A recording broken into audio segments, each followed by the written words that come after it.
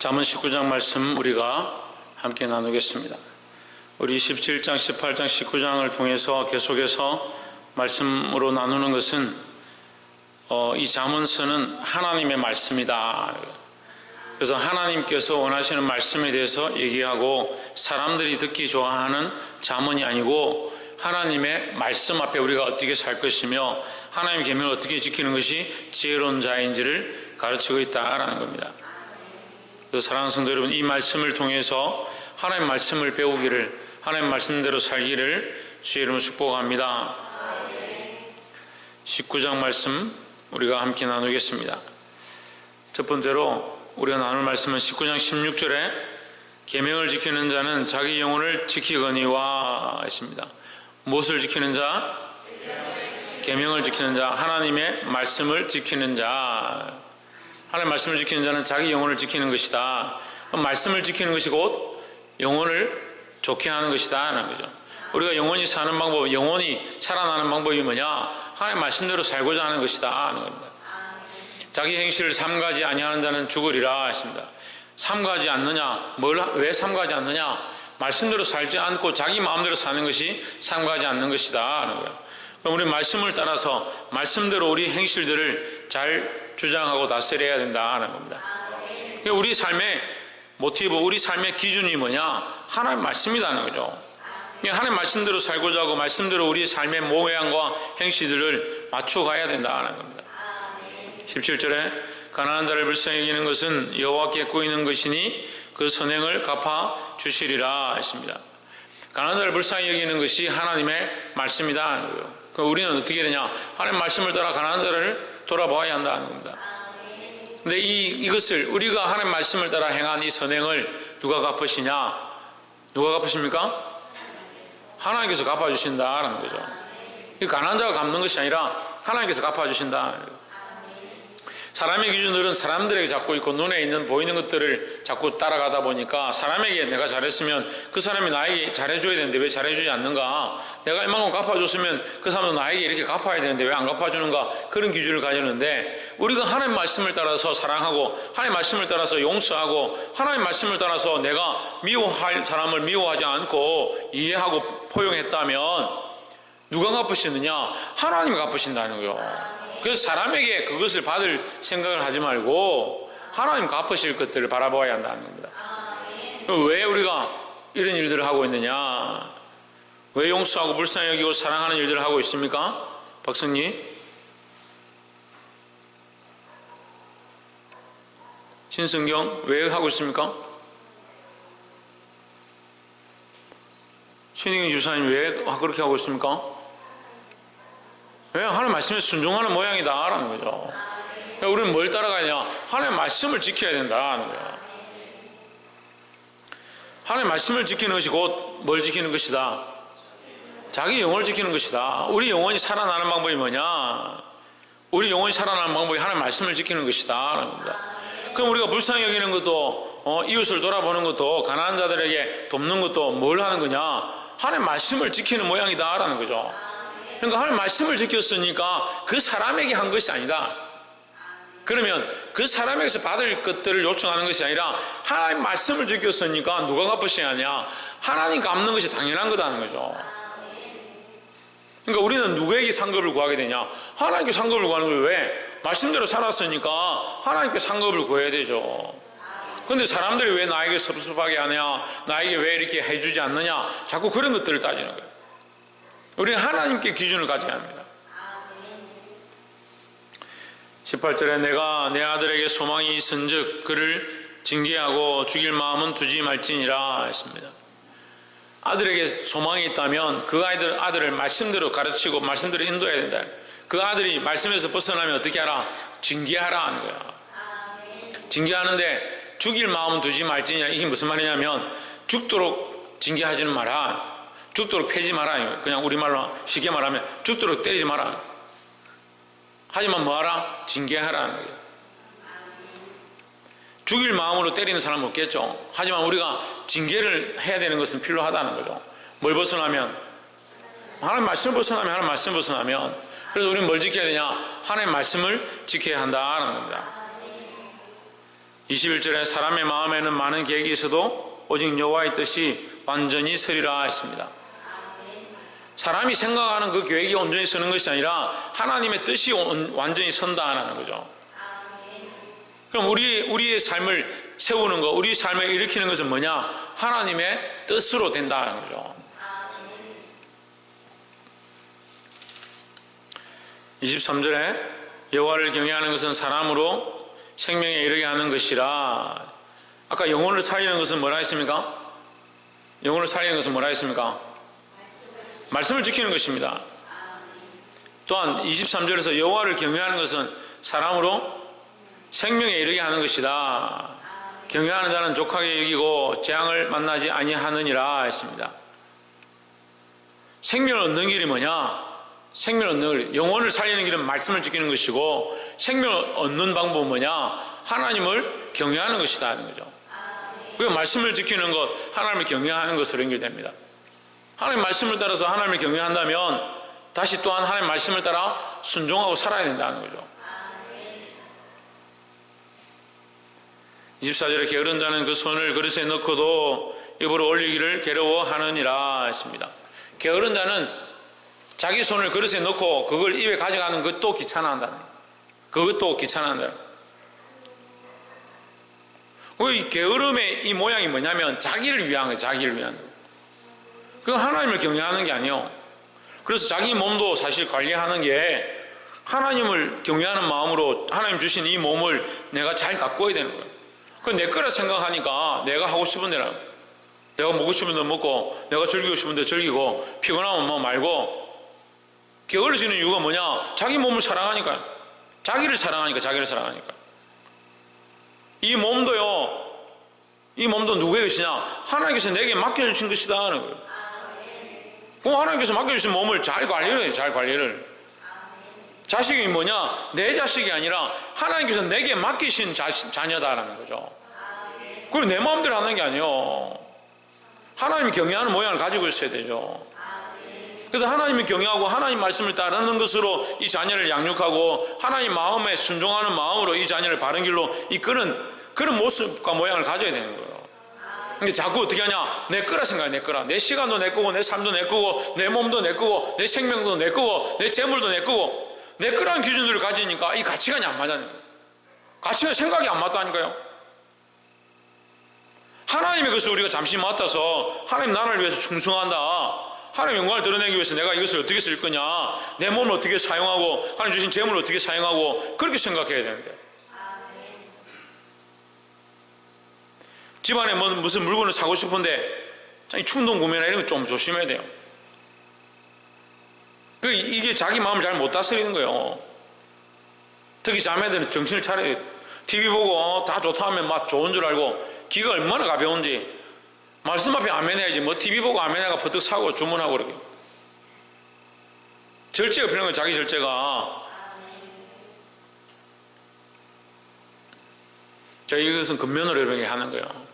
지혜를 따라서 해야 될 것과 말아야 될 것, 그리고 꼭 필요하지 않다면 내가 좀 자제하고 좀 기다려보고, 그런 게 필요한 거예요. 그래서 자기의 것, 내 것, 이것은 누구의 것이다? 하나님께서 맡기신 것이다. 할렐루야. 하나님께서 내게 맡기셨다는 거예요. 맡기신 것을 내 마음대로 하는 게 문제고, 맡기신 것을 또 내게 아니니까 묻어두는 것도 문제다. 너무 게으르게 땅에 묻어두는 것도 문제고, 그 달란트가 자기 몸이에요. 자기 몸이 달란트예요. 2달란트 받은 사람도 있고, 3달란트 받은 사람도 있고, 5달란트 받은 사람도 있고, 1달란트 받은 사람도 있는 거예요. 그걸 왜 땅에 묻어둡니까? 아무 관리도 안 하고 그냥 땅에 묻어두고, 주인이 오면 내가 살대로 살았습니다 이렇게 하는 것이 아니라, 내가 내 몸을 가지고 내 삶을 가지고 내가 충성되게 하나님 앞에 살아야 되는 거죠. 뭐 게으른 자는 자기 그릇에다 손 넣고 손 그거 들고 입에다 넣는 거, 그것도 귀찮아한다. 그만큼 일하지 않는다는 거죠. 그만큼 헌신하지 않는다는 거죠. 그만큼 주를 위해 자기 몸을 쓰지 않는다는 거죠. 여호와를 경외하는 것, 그것이 생명 얻는 길인 줄 깨달으시기를 주의 이름으로 축복합니다. 그 여호와를 경외하는 모양이 뭐다? 김태현 집사님, 이걸 경외하는 모양이 뭐다?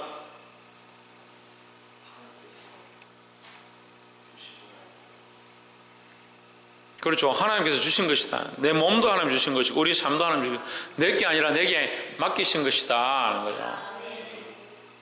여러분 이게 굉장히 중요해요. 그래서 우리는 뭡니까? 우리는 뭡니까? 그걸 청직이에요. 청직이라 하니까 뭘 청직이? 교회 맡은 직분만 청직이 정말에 우리의 인생 전부가 하나님 앞에 받은 이 청직의 사명이다. 청직의 삶. 인생이 청직이고요. 우리의 몸이 청직이고요. 그러니까 하나님 맡기셨으니까 내가 내 주신 지혜를 가지고 열심히 공부해가지고 하나님 영광 드러내요. 왜요? 맡았으니까. 이걸 맡았으니까. 생명을 허락하셨죠. 생명. 내게 아니라 하나님 것이다. 그래 함부로 내 목숨을 버리거나 내 몸을 함부로 하거나 그게 안 맞다는 거죠. 나는 청직이다는 거죠.